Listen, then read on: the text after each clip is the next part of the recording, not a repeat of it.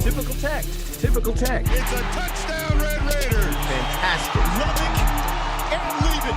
And they hail from Lubbock, Texas. That's pure Texas Tech. Hello and welcome to another episode of Typical Tech. I'm Robert Giovanetti, your host. Thanks for joining us.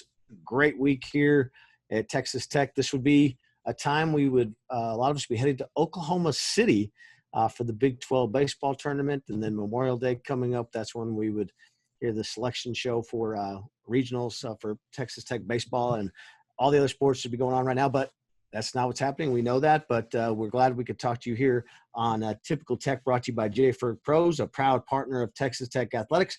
When it comes to roofing, construction, and plumbing, don't settle for anything but the best. Contact J. Ferg Pros, the best solution for your home or business. So we have another outstanding program for you today. We're going to hear from Texas Tech assistant basketball coach Uric Malagi, get his thoughts. He was just named 40 under 40 by ESPN, and he just had a birthday as well. And he's actually going to be the subject of our trivia question this week. And then we're also going to hear from Janine Becky, former Red Raider, great soccer player. Janine now playing for Man City across the pond in England, but she is back in Colorado right now during the COVID-19 pandemic. But we'll catch up with Janine and see what she's got going. Again, thank you for subscribing to the Texas Tech Athletics podcast channel. If you're not doing so, what's the holdup? Like, subscribe, give us a 5-star rating. Go over to Texas Tech Athletics podcast channel. You also hear from Jeff Haxton on Scarlet and Black with Hacks. We've got some of the old Kirby Hocutt radio shows. We've got all kinds of things on the Texas Tech Athletics podcast channel. Before we get to Uric, I want to ask the trivia question. He's got a pretty extensive coaching career for a guy who's only 36 years old. He also coached a great Texas Tech player that went on to become an All-American and have a great professional career as well. Can you name that player? We'll give you the answer a little bit later on in the program. But Uric coached him in AAU ball. Again, went on to become an All-American, award winner, and played professionally. Who is that player? We'll give you that answer a little bit later on in the program. All right, a couple things have happened during this pandemic that have been newsworthy. One of those was Uric Malagi being named ESPN 40 under 40 coaches in the country. We now joined by Uric here on Typical Tech. And not only that, but you had a birthday during all this too, didn't you? I did. I shared a birthday with Coach Adams. We like to think of each other as twins, so it was a lot of fun. Yeah, and you stayed under 40 too with your birthday, so it wasn't like it put you over the top.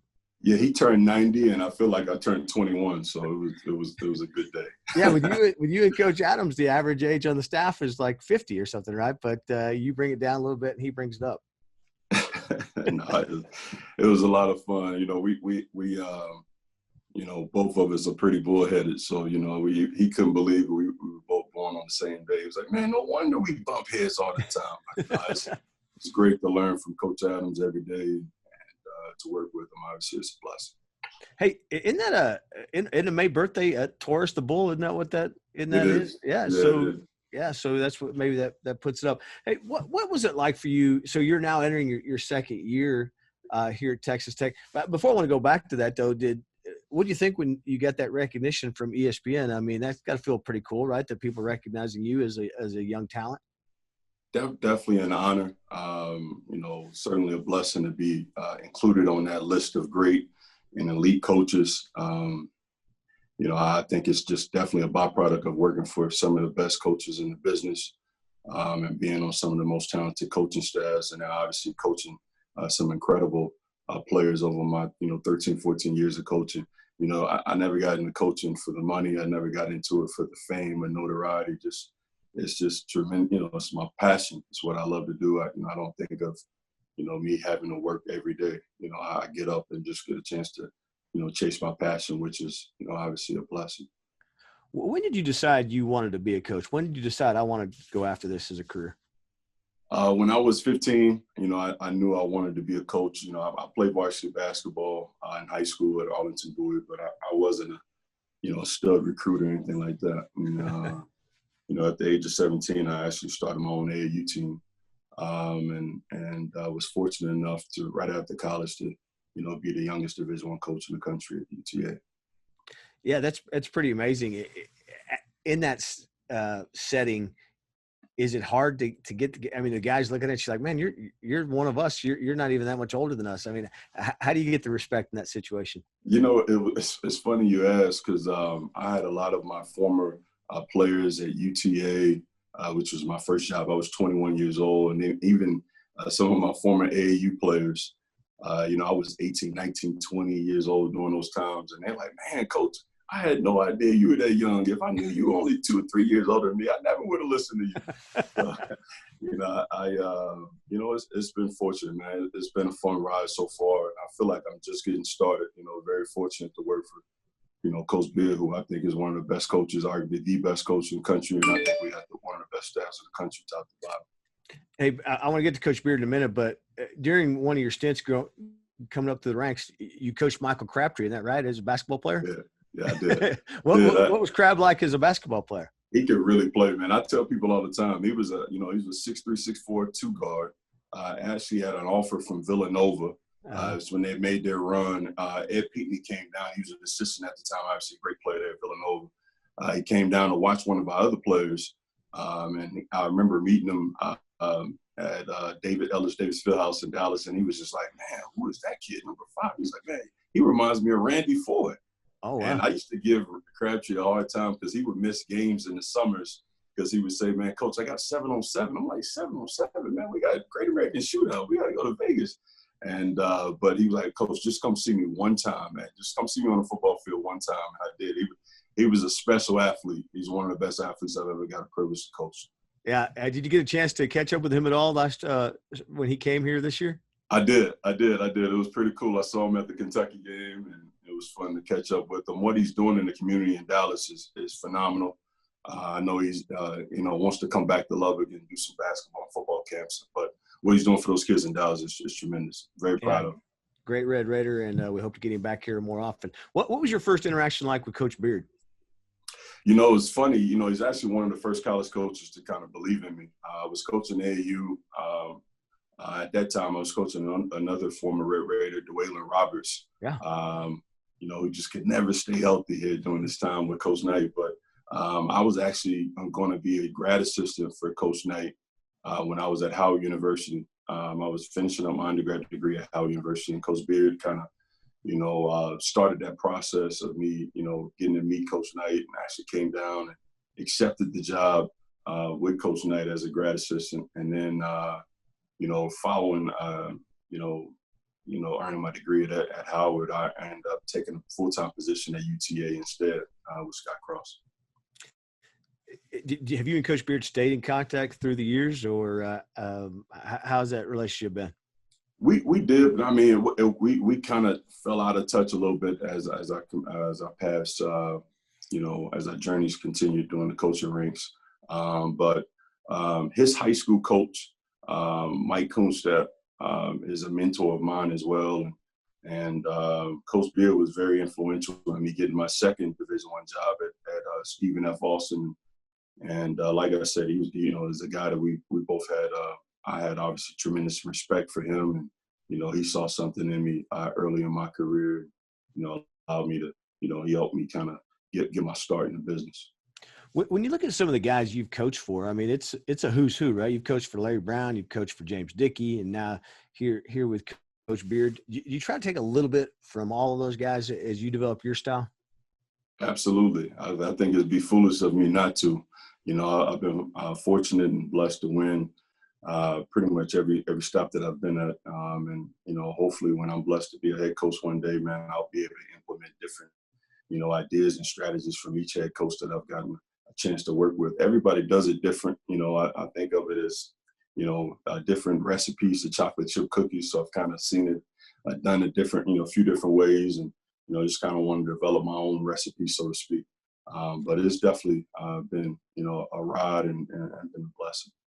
You're a guy that not only, I mean, all you guys recruit, but you're a kind of a tireless recruiter, and you're out on the road a lot.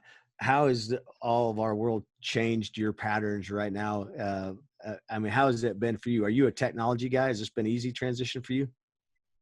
I wouldn't say I'm just this tech, so tech savvy, but it's been good. I think, in a lot of ways, we're at a disadvantage just because I think Coach Beard and our staff is so much better in person. Right. We're so much about relationships, but we're adjusting, to this life of Zoom and FaceTime and social media. I mean, we were already kind of in that world already, especially as assistants. But it has its challenges. I think the fact that we're not able to allow kids to be able to come here to Lubbock and see how great of a town it is, how beautiful the campus is, and how great our facilities are. So sometimes at a disadvantage. We try to show them on video and film, but we're adjusting, and I feel like we're being pretty productive in that field.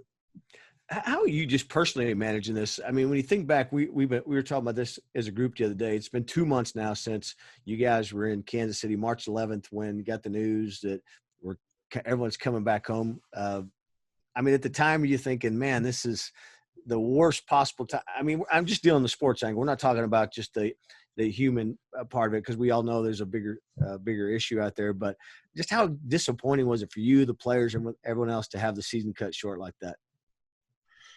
It was disappointing. I don't even know if I can, put it into words. I felt like our guys were really fired up to be able to compete against Texas that morning.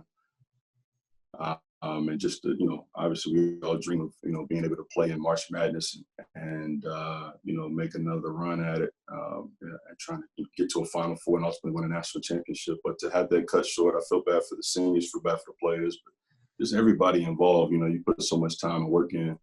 It's disappointing, but as you alluded to, ultimately the overall safety of everybody is most important. How happy were you for Coach Berg to get that opportunity at Georgia Southern? Very deserving, man. He's one of the best assistant coaches that I've worked with, top to bottom. A guy that made the transition for me very easy here at Texas Tech. He's going to do great things there. Him along with 2 other staff members, Tim McAllister, and also Rusty Gravel. They're going to do great things there at Georgia. So very, very happy for him. So for you and your wife, what's this been like?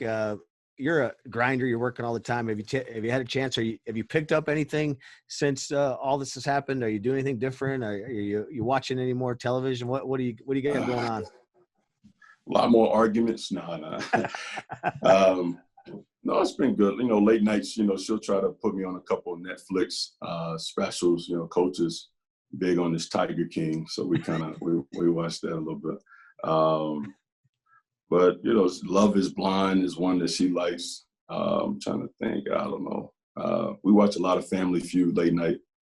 Family Feud's like on all the time, isn't it? Yeah. And then we try to get up in the mornings, try to get a little active, walk around the tracks and that kind of thing with her a little bit. So it's been good to spend a little time early mornings, late nights with her and just hang out. Last time we talked to Coach Beard, he didn't seem like he was completely on board with Tiger King, but is he kind of pushing it forward now? I don't know. He's the one that told me about it, so it's definitely an interesting show, to say the least. Hey, so when you look forward, and we're all hoping for the Big 12, we're watching anxiously the Big 12. How anxious are you to get the guys back and just get everyone back and get in some sense of normalcy?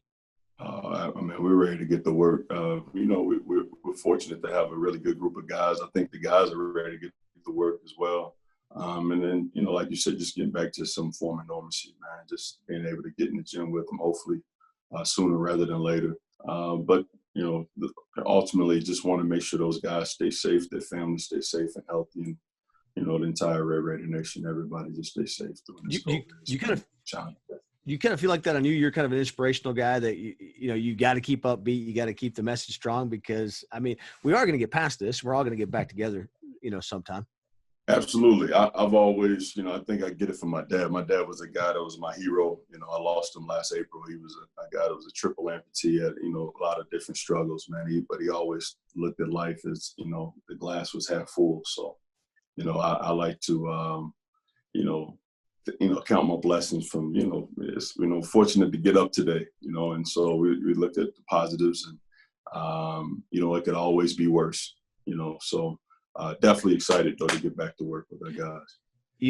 And that's a great way to end it, because you've seen adversity like with your dad, and student athletes are kind of built for this too, right? Just dealing with adversity. Is this something they can draw on down the road that, hey, it's disappointing what happened last year. It might be disappointing, but there are worse things that can happen. Absolutely. I think in life, you always got to control what you can control. And, we try to, teach our guys that every day and try to be that example for them. But life is going to be full of challenges and obstacles. And, it's a matter of, how you handle those challenges and obstacles. The strongest survive. We believe that, but we'll all get through this. I'm confident that, we'll get back to normal here pretty soon. Coach, appreciate taking time. Congratulations again on the honor from ESPN. Belated happy birthday, and we'll look forward to seeing you very soon. I appreciate it, man. I'll be looking forward for my gift. Thanks for having me, man. Guns up. Guns up. J. Ferg Roofing Pros. Knowing that your communities have turned to J. Ferg Roofing Pros to roof your schools, churches, and hospitals, you'll find comfort at home living under a J. Ferg roof. If you want a quality roof from a local company who will be here after the storm chasers are gone, call J. Ferg Roofing Pros today. Don't just get a roof, choose a J. Ferg roof. The best solution for your business or your home. J. Ferg Roofing Pros. All right, we're now pleased to be joined by one of my favorite Red Raiders of all time, Janine Becky, who is in Colorado right now and playing for Man City, but like the rest of us, sitting out because of COVID-19. JB, how you doing? How you handling all this? Well, that's high praise, first of all. One of your favorite Red Raiders. I will take that, and I will tell everyone that you said that. Well, everyone will hear it, but I'll still tell everyone. I'm happy to be here. Always down to do anything for Gio. But I'm good. It's been a bit of a roller coaster, probably like everyone else is experiencing. Just day by day, things are changing. We seem to get new information every week. And I think, just being ready to leave at any time. But I definitely have enjoyed the time at home, seeing some family and getting some rest time that we don't usually see at this time of the year. All right. So last week we do a trivia question every show. Last week's show, we had Tom Stone on as a guest, your former coach. And Tom didn't necessarily get it right. He was close. Let's see. I want to see if you can get it. So if I get this, you do realize that I'm going to be able to hold it over his head forever. Sure. That's part of it. Okay. So Kirsten Davis, you know who Kirsten is, right? Yep. Kirsten was first team All-American for Texas Tech this year. Only 3 other players in Texas Tech soccer have achieved first team All-American. Can you name those 3 players? Oh my gosh. Okay. Myself. Yourself was one. Jaylene Hinkle. Jaylene Hinkle was the other. Oh, I think it was just those 2. And then Tom added Taylor Lytle. But I think we're still disputing maybe different teams. So yeah, you did get it right. There's 3, you, Kirsten, and Jaylene. So did he get it wrong? Well, he added Taylor on top of it. Okay, so he got it wrong. So I got it right. Yes, he got it wrong. Well, I'll be sure to tell him. Hey, I noticed on your Twitter that you're really following Last Dance. Now, when we're recording this, it's before the final 2 episodes. When people see it, it'll be after it's over. But how awesome has that been for you to watch? First of all, I've never been able to watch a series like this as it's come out. So that's been really cool to not have to avoid social media to see anything I don't want to see before I've watched. But it's incredible to see everything that I feel like I knew. But obviously when he was in his prime, when the Bulls were in their prime, I was a baby. Right. So I knew about the legacy. I knew about the championships. Obviously, I'm a huge basketball fan, so I've been a fan of MJ for my entire life. But to watch this and to see how much of it I didn't know has been really incredible. And just to hear the stories about, Scottie Pippen and teammates, and last week to hear Steve Kerr talk about his relationship with Michael Jordan. It's been really cool to see some of my sports idols, how they went in their career. And I think the other thing that really hit me is just how open he's been about his leadership and the spotlight and everything that he had to deal with. And I just think it's so eye-opening to see, the best of the best, the GOAT, if you will, to see what he went through and what his career was like. So how does somebody like you, so when you were here at Texas Tech, I would say, especially your last 2 years, right? You're the leader, you're the MJ of Texas Tech soccer. And then you got to start Also over again. very high praise. So I'm very honored. You got to start over again, right? Then in the professional level, how does your leadership style adapt in that kind of a situation? I think it's definitely been a journey for me. I was speaking about this to someone the other day. I'm in my 5th year as a pro, which in one sense sounds like a lot, and in the other sense, I'm still very early on in my professional career. Hopefully it'll be a long one, but for me, last year was the first time I experienced a championship in my pro career, and to watch how his leadership developed over, those 5 or 6 seasons and the trophies that they won. It's hard to relate because it was such a different time. And obviously that culture and environment is a lot different than what I experienced. But I think with college soccer, you're with that group of people generally for 4 years, some for 1 year, some for 2 years. So you kind of have the chance to build that leadership. And for me, a big part of it was, talking, but also walking the walk and doing it. And I think that's something that I really learned at Tech was, if I'm going to expect this out of my teammates, then I have to be able to do it myself. And it wasn't until probably my junior, senior year where I really stepped into a more vocal leadership role, and where I really felt like I had people following me and watching what I was doing. And then to be able to come back to Tech and coach for 2 years, I think I really felt it then. Just, being a female and my presence around the girls and that impact that had, and then taking it into my pro career. I've been on 3 different teams in the 5 years that I've been a pro. So I've started over 3 times in the pros. So this time I've spent at Man City has been incredible. My first year was really difficult. I came into the team after the season had already started, living in another country, trying to get used to their culture and the way that they follow their leaders, or what a leader looks like in that environment was different. And I think I brought something really different to the team that they hadn't seen just from a culture perspective. So I just re-signed for 2 more years, and I'm excited to continue to explore what kind of leadership I can have on the team now. But it's definitely like that humbling experience when, he talks about going into baseball and all of a sudden he's a rookie again. And then my favorite part was just to see him go back into basketball and everyone's just like, it was just right back to where it started. What a dream. Hey, I saw like this year before everything happened, you had to change positions, right? Because you guys had an injury on your team and you stepped up, right? Do you think this is going to make you a better overall player? Oh my gosh, absolutely. I've had so many conversations during this time because, everyone's having all those conversations about, what happened in the season and all that.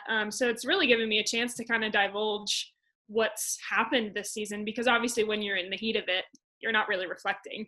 You're just kind of going with it. So yeah, unfortunately had an injury, and yes, I was the next best option. I don't know how you see that, but at the time, my coach, Nick Cushing, he said, "You're doing a job for the team and we really appreciate it." And I think everyone, including myself, had a pretty low expectation of how that was going to go. But I think they looked at my athletic ability and said, she can run and she's fit. So we'll work on the defensive side of things, but, just get yourself up and down the pitch and try and do what you can. And it's been an amazing thing for my game all around. Obviously, I've never been much of a defender. If anyone watched me at Tech, I didn't do a whole lot of that. But it's really challenged me and forced me to work on things in my game that were lacking. And I also have really enjoyed it. I definitely didn't expect to enjoy it as much as I have. And you see the game from a completely different point of view, being one of the last, which is terrifying sometimes, but also just being involved in the game in a different part of the field has been great. Do you think that though helps also people go, wow, that is kind of true leadership, right? She stepped up in this situation, and you could have said, look, I don't want to do that, right? But you're trying to do what helps the team win. Yeah, I think it was one of those things where, again, no one really expected me to be there for as long as I was there either. I think the intention was, we're going to try and bring someone in or, get someone else in that position in a shorter amount of time than we expected. And then I think, it's a testament to me wanting to be on the field, which is, a selfish mindset in one respect, but also, doing what it takes for the team to be successful. And I back myself being able to learn a new position, and my teammates and my coaches for sure backed me to do that when they asked me to play the position. And everyone's been so great with me and so patient with me in learning that. But I think I've gotten a lot of praise for doing it for the team, but I also don't think people realize I've enjoyed it a lot. So it's been really easy. I think I could have had definitely a very different experience with it, and I'm glad that I haven't. I don't expect to be there for very much longer. So hopefully I can get back up the field and start to score more goals again. But it's been a big learning experience. You were overseas, right, when all this happened with the COVID. And was it scary to be that far from home when all, and was it an easy trip for you to get back to the States? How did it go down? For you and anyone that knows me, I was more worried about just being bored by myself for however long this is going to last. So I actually was away on international break. We were in France I was in France with the Canadian team playing in a tournament, and this was like the 2 weeks where news was coming in like hot and fast every day. So when I left for international break, it wasn't a thing at all. And then as we were in camp, the news started to come out, and then, the doctors are coming in and telling us all this stuff. And so I get back to England, and we had one training session. And after that training session, they are like, we're closing the facility for at least a week, which at this time now sounds so silly that they said that. So go home and, we'll let you know what happened. So I'm sitting in my apartment, and the NBA is getting delayed. I literally watched the conference tournaments get canceled live on my computer, and I'm just like, what is happening? And I was really sad, I think, for college basketball, especially selfishly, because it's one of my favorite things. But as the week kind of developed and more information came in, the club gave me the option of flying home, and they said, we don't know what this is going to look like, and worst case scenario for us is that you're stuck here without your family, and we don't want you to be in a position where you're uncomfortable. So I appreciated that a lot from the club. And my trip back was actually really smooth. I flew through Newark. So I flew Manchester to Newark and then Newark to Denver. And my flight from Manchester to Newark was on I don't know the plane names, like 2 seats and then 3 seats in the middle. And then, or was it 3? I don't remember. It was big plane. And it was definitely less than 50% capacity. Like there was just no one on the plane. And I thought, this is so bizarre. And then my flight from Newark to Denver was full because traveling in the US was still fine. And then, since I've been home, it's just escalated so much. And I've actually been here for just over 2 months now, which has been the longest I have been in Colorado since I was in high school. That's a long time when you think about it, right? Very long time. Yes. And again, you'd be getting ready for the Olympics coming up. That's all been pushed back a year. And, we all like to root for Canada now because of your time with – the colors work out. The colors are perfect for us. It works. That was good. When you scored that goal, I know you probably never get tired of hearing about the goal that you scored. 18 seconds, right? Something like that? 19, yeah. 19 seconds. Okay. Who's counting? This place here, in the south end zone of Jones Stadium, it erupted like it was a football game. You can hear all the offices. Everyone had been watching it. It was pretty cool. And so, people still love you at Texas Tech, and we'd like to see you do well. Now, I can't believe it's been this long since you've been gone from Tech, right? It seems like just yesterday you were here. It will have been 5 years, 6 years this fall, 5 years. So when you reflect back on your time, I know you're around a lot and you talk to Tom a lot, but how do you reflect back on your time as a Red Raider? The number one thing I always say is that if I could play another 8 years at Tech, I would do it in a heartbeat. I think I'm very in a small percent of college athletes that loved every single minute of my student athlete experience. I, knock on wood, was very lucky that I didn't have any injuries. I think that was a big part of why I, was so successful over 4 years. And, we've seen our fair share of injuries at Tech on the women's soccer team. And it's just such an incredible school to be at, so rich in tradition. I have so appreciated being an alumni of Texas Tech athletics and just seeing how passionate fans still are about, someone that was there 5 years ago. I always want to be incredibly involved in the athletics department and Texas Tech soccer. I can't imagine not being close to the program. Who knows? Maybe one day I'll come and take Tom's job. So I'm sure that he would love to go on to retirement and leave the whole thing to me. No, I'm just kidding. Allie Murphy and I have joked that we'll tag team and take over the team when we're both done playing, but who knows how that would work out. But yeah, it's just been really cool, to see people like Culver and Mahomes have their professional careers and show their support for me and me for them. I think that's something that's really special about Texas Tech athletics alumni, is that we all seem to have obviously this super huge passion for Tech and for Tech sports. And it's been so sad to not be able to follow Tech sports since all of this has happened. But I definitely look forward to the day where I can see any Red Raider team live again. Hey, you and me both. So you're building your brand. You've got a podcast, Brewing with Becky. Mm-hmm. It's been on hiatus lately, but are we going to see a Culver or Mahomes on there maybe in the future? If they feel like, they're cool enough to be on my podcast, that, I'll reach out, but there's a coolness factor. It's a long list awaiting to be on my podcast. No, it's been, such a cool thing to add to my brand. I have a YouTube channel. I have a vlog called Being Becky, which has been really fun for me to do. I definitely appreciate people who do podcasts and vlogs because it is a lot of work. And it's hard to build your own brand, but, I've had a lot of help and I've been really thankful for that. And I hope that the hiatus ends soon if I stop being so lazy. And when you're done playing, we hopefully go a long time. You maybe want to be an announcer, right? You want to do some television announcing. You'll be great at that. Maybe coaching, all that in your future. You know what? I have like 4 different options on the table for me. Hopefully I'll be playing for another, I don't want to put a time limit on it, until my body can't do anything anymore. I'm hoping that that's the case. At least, another 6-7 years, a few more major tournaments. Hopefully I have some unfinished business. But I love broadcast. I would love to do any kind of freelance work. I'm not sure I see myself working for a specific network, but, my connections in the sports world are awesome. And I have lots of friends that work in broadcasting, and obviously lots of great people at Tech that do as well. I think some sort of coaching is in my future. I don't necessarily see myself being a Tom Stone, but I also love to cook and I love to watch HGTV. So I really would love to do some kind of home renovation, which is also a great business in Lubbock. So yes, you know what? All of these things may bring me right back there.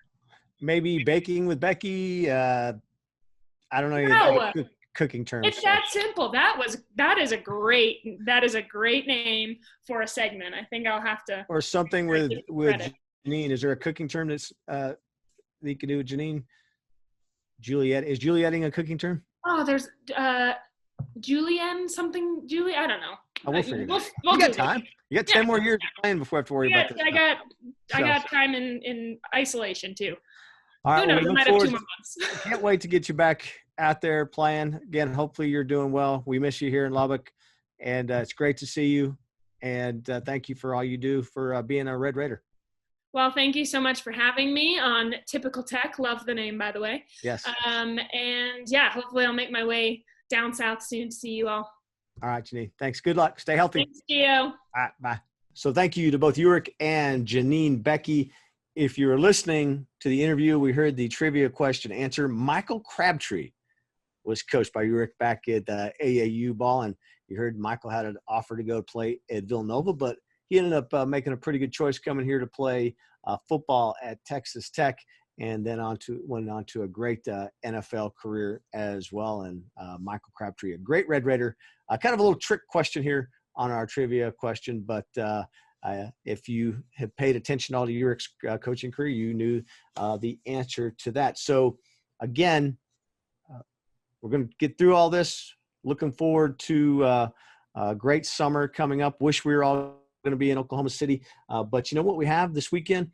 We have graduation for all of Texas Tech University and, of course, our student athletes as well. And just like almost everything else during this pandemic, we're doing it bigger and better than everyone else. So you want to tune in on that, including the commencement speaker, one Patrick Mahomes, Super Bowl MVP, former NFL. I say former NFL MVP like he's some old guy. It was just last year he was the NFL MVP, won the Super Bowl MVP this year. Patrick took some time out, and he will be part of that commencement ceremony this week, and you don't want to miss it. Again, it's going to be big. It's going to be explosive. It's going to be fun, and that is Typical Tech. So join us again next week. Thanks for watching, and we'll see you again here next week on Typical Tech. It's Typical Tech. Typical Tech. It's a touchdown, Red Raiders. Fantastic. Lubbock and leave it. And they hail from Lubbock, Texas. That's pure Texas Tech.